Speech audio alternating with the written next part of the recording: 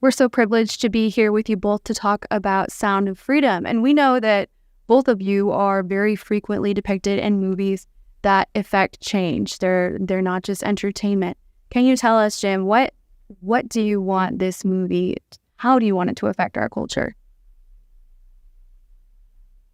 All right, let's start with my own children. My wife and I adopted 3 children from China, and I became very well aware of the dangers that children go through globally, even through the orphanage program. Next step is this man called me up, said, do you want to do something that really can light things up? Now I'm going to go back to the Passion of the Christ. I saw what that did to this world globally. And it was a very difficult film. And obviously, we took a lot of flack putting that thing out. But it did a great amount of good. And it went against the media's narrative. This one is also part of that, because it's going against what's going down at the border. I've said this over and over again. If you don't have a border, a south border, you don't have a country. By the rules, sovereign country, you have to have borders. We don't have a southern border. It points a big light on grooming. A lot of that going on in the United States right now. Laws that are just abortion, killing a baby 27 days after they're born. All of this is a war on our children. And the public ain't happening. I don't want this happening any longer. And so all of that, when we came to Washington, many of them asked me, well, what can I do for you? Once we were done talking, I said, we want to help you. We want to give you a weapon. And this is what it is. And so now we have guys like Elon Musk that are coming in and helping us out. Ivanka Trump just tweeted the other day, and this is growing. It's a big, big movement, and it really is fighting for the survival of our country, our republic, especially for our children, that God's children are no longer for sale. And not every project is successful when it takes this, when it comes from this standpoint that you're coming from, that God has a say in what's going on and that matters. Why do you think that this project has been successful already? Mother Teresa said, we are not called to be successful. We are called to be faithful to God. That is our success. Now, if you're faithful to God and success comes, it's a blessing. Let's use that success to change the world. But if it doesn't come, if it doesn't come, don't compromise your faith. Don't compromise your values. Don't compromise your integrity in order to obtain what the word then success is, because that success doesn't come from God. So almost 20 years ago, I made a promise to God that I would never use my talents again to do anything that would offend my faith, my family, or my Latino culture. And after I made that promise, I was in Los Angeles, California. I ended up not working for 4 years because every single thing that I got offered was exactly about the things that I promised I would never do. So I had to turn them down. And that's why I was led to open a production company, because as an actor, I didn't have the power to control the message. And I was tired of waiting for a role that would portray a man as a real man. And that's why I became a producer. My first movie that I produced with Alejandro Monteverde and Leo Severino was a movie called Bella. The best part of Bella is not that it won the Toronto Film Festival. The best part of Bella is all the emails and letters and phone calls that I receive every day till today of women who were pregnant, scheduled to have an abortion, and after seeing the movie Bella, by the grace of God, they decided to keep their babies. They changed their minds. Thousands of babies are being saved. Thousands that we know of. God knows how many more. I hope millions. So when you are part of a film that has the potential not only to entertain, but to save human lives, that's success for me. So when I met Tim Ballard 8 years ago in Los Angeles, California, meeting a real hero in real life inspired you. I was very inspired. But at the same time, when I learned what he was doing with his friends, traveling around the world undercover, rescuing children who were kidnapped for sexual exploitation, it broke my heart when he explained to me with details what these children are going through, the pain of these children. I couldn't look the other way around. And I said to him, I asked many questions. First of all, when he told me that this is a global problem, especially U.S. and Mexico. U.S. is the number one consumer of child sex in the world. Mexico, number one provider. 60% of child pornography that is consumed in the world is produced in Mexico. Then I realized, hold on a second, I was born in Mexico. I love my country. I'm Mexican. I love USA. I love America because this country, United States, opened the door to my dreams. This nation has been such an amazing blessing in my life. It's like having a father and a mother. You love them both. So how can we work together, American, Mexicans, working together to save the children through a bilateral effort, through art? Art, Plato said, if I have to choose between art and politics to govern a nation, he said, I will choose art because art has the power to touch people's hearts and change their minds. Therefore, how they think, how they live, how they behave, well, I don't have to choose. We can combine art, politics, ethics to serve the nations. That's what this film is. So when I asked him, if this is a big problem, especially U.S. and Mexico, U.S. is the most powerful country in the world. You have the money, you have the technology, the intelligence, the army, the police, everything. How come we don't finish this problem? And he said, because it's not a priority. How can we turn this into priority then? We need a movement. We need a movement. And that's when I realized, you know what? We have a weapon of mass instruction and inspiration. Movies. Movies move people. Media influence how people think. Let's make a movie. I put pause in everything that I was doing so I can dedicate my entire life thinking like, what if this is my son? What if my son is missing? What would I do? I will put pause in everything that I'm doing. I will hope that the world will pause. The entire world will pause in everything they're doing so they can help me to find my child. So that's my motivation. Let's make this movie a movement. And it's been 8 years of my life working in this project for 2 hours of your life, of your time, which is what this movie lasts. And the best part is when I asked Tim Ballard, who do you want to play you? The script is ready. And he said, Jesus Christ. Hermano, this is too expensive. I don't think Jesus will come here to play, to be an actor. No. The guy who plays Jesus Christ, Jim Caviezel in The Passion of Christ. Okay, I think we can afford him. But you know what? For him was not even about the money. When we met with him and he read the script and when he learned what we were trying to do, he said, guys, this is more personal to me than for you. This is my life. I will dedicate my life to end child trafficking. I mean, what's next? And he's been in since day one. And I know he will be like that until the end of his life. This guy's a warrior. He's a hero for millions of people. And he's leading by example. Because a lot of people told us this is too dangerous. James, this is too dangerous. Eduardo, this is too dangerous. Really? It's more dangerous not to do it in the long term. Because when God asks you to do something, you cannot look the other way around. And we're just answering this calling. And we're happy to be here with you in Washington. This city is so important because if you touch this city, you touch the world. Because the most important decisions that are made in the city affect the destiny, not only of America, of the world, if not forever, for many years. And we here in Washington are very aware of the fact that we don't have this art that you're talking about that can change the culture so much. And so when we see projects like this, we recognize how valuable and impactful these projects can be. I'm curious, what has been the response from Hollywood or the movie world to this project? We've heard so many stories about Hollywood abuse of children and child actors and things like that. Have you found a strong reception out west?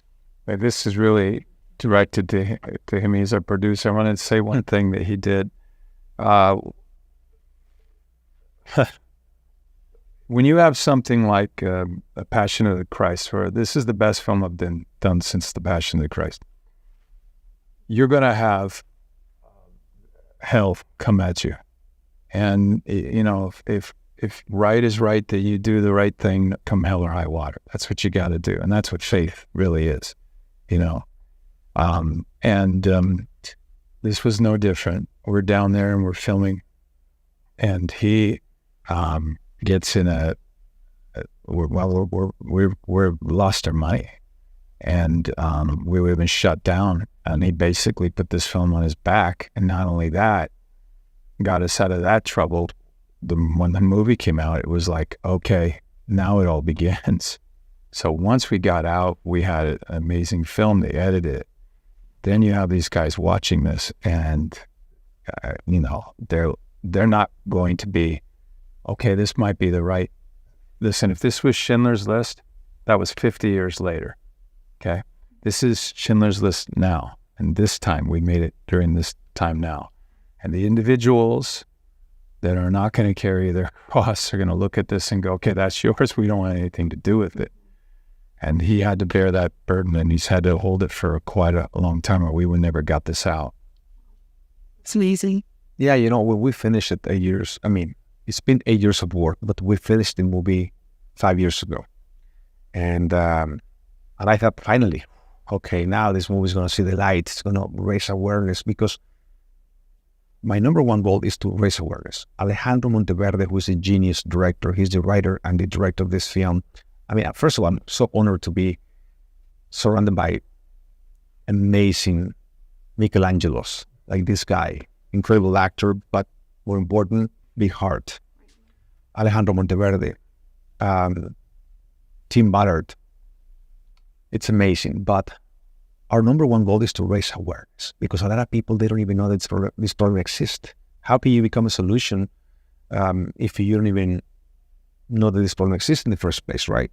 So we need to raise awareness. Millions of people, they need to see this film. So I thought it's going to be very simple and easy. Let's go to Netflix so we can reach the entire world.